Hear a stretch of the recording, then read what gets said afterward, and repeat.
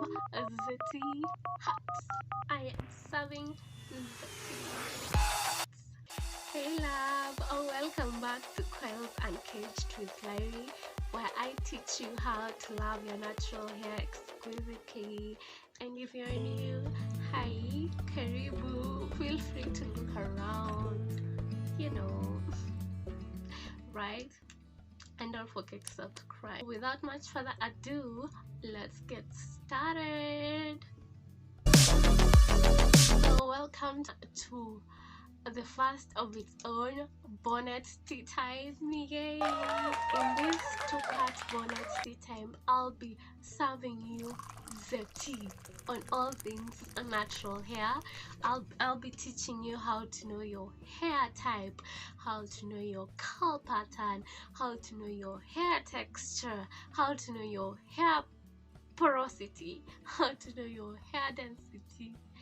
So it's going to be a two-part series. I don't want to crowd you with so much information that you won't understand, so I want to take you step by step. Have your cup of coffee, grab it. If you have your cup of tea, grab it, because I'm about to spill the tea. Also grab your notebook. Please grab your notebook because you need notes. Don't say that you'll watch this video and then comprehend everything. You need a little bit of notes and then a little bit of practical work.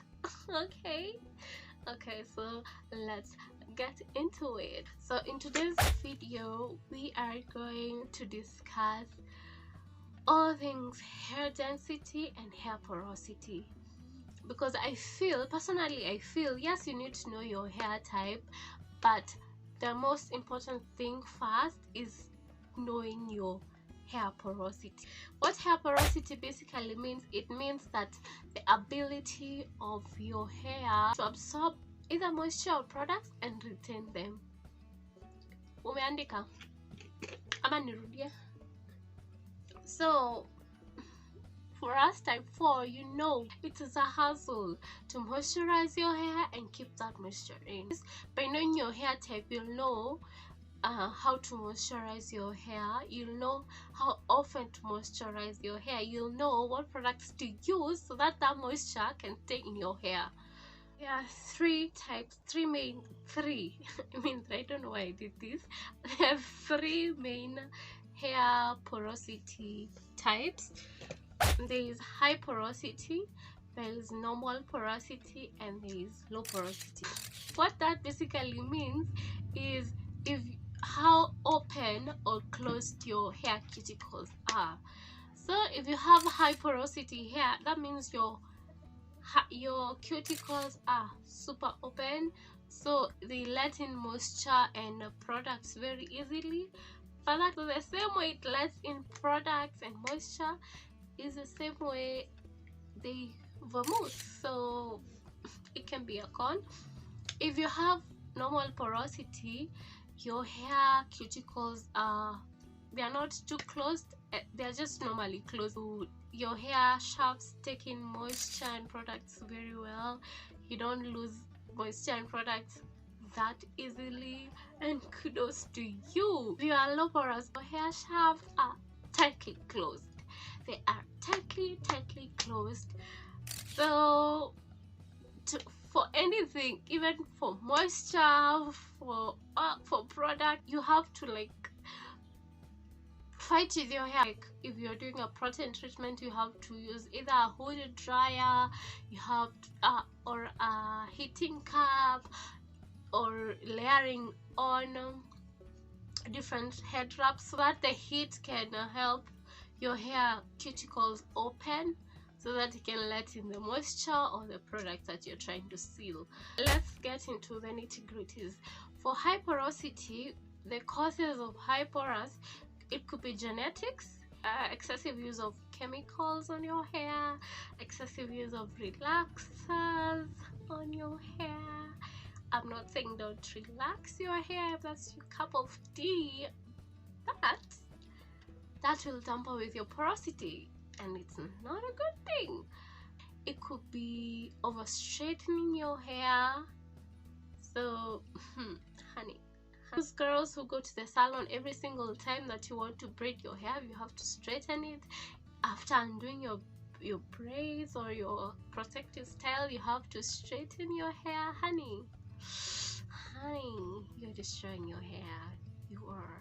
You're destroying your hair strands, you're destroying your hair porosity. What are we doing? For normal porosity, it requires zero maintenance. Your hair is very easy to manage. It's very easy for products to penetrate. It's very easy to retain that moisture. But for low porosity, a cause could be genetics, because I've been taking care of my hair as often as I can, although at times I neglect it, but genetics. So how do you know what type of porosity you have? Let's start with low porosity. To know if you have low porosity hair is, one, you get a lot of product buildup. Personally, I do, so I have to wash my hair after every 2 weeks. If I don't, I'll always feel like my scalp is itchy. When you're applying a product, it's not easy for the product to get into your hair strands. If you try to color your hair doesn't take up the colors as well. Also, as you moisten your hair, you find that you'll see that the water just sits on my hair shaft. It doesn't get into my hair, like, then you have low porosity hair. If you spritz your hair with water and your hair automatically absorbs that water, then you have high porosity. So another thing with low porosity hair is that it doesn't do well with protein, especially if you're doing a protein treatment and you're doing a DIY protein treatment. I'm not saying it's bad, but then something that I've come to notice with my own hair is that my hair will feel moisturized in the moment, but then later I'll feel like my hair feels strawy, which doesn't feel well. So I'd rather invest in a deep protein treatment or a deep moisturizing treatment like this one. It's TCB Naturals one. It's really good. Just something that penetrates deeper into your hair strands, and that will help with keeping that moisture in. So I'm not against using your own DIY protein treatments. What I'm saying is minimize on it. But if you have high porosity, do you boo? You feel that your hair will absorb that better. I am not an expert. You can correct me if I'm wrong, but that's what I feel. I have low porosity hair, so yeah, that's just a piece of advice. For if you do your hair porosity test and you find that you have high porosity hair, you could do your protein treatment as often as you can. And actually, the protein will strengthen your hair and revert it back to either normal or maybe low porosity. So another thing with low porosity, you need products that are lighter. Like, you see this leave-in treatment, it's super light, like that light. It's very watery. You have to use lighter products. I'll go for hair lotions, lighter leave-in conditioners, because that way my hair doesn't get a lot of build-up. But at times I still use my shea butter to seal my hair, because why not? So if you have high porosity hair, then thick products are your friends, and you want something that is thicker so that you can seal that moisture. So there's another way to test your hair porosity and it's called the water test. So what this means, backbenchers, badomko. So the water test is you take a few of your hair strands, clean product-free hair strands, and put it in room temperature water. If your hair sinks, then you have high porosity, because your hair will automatically absorb the moisture and sink. If your hair stays afloat after an hour, after 2 hours, after 24 hours, then you basically have low porosity hair, because your hair takes a lot of time to absorb the moisture because your hair cuticles are closed together. If your hair strands stay in the middle, then you have medium porosity, and that's a good thing because your hair has a way of absorbing the moisture and keeping it. Cons of using this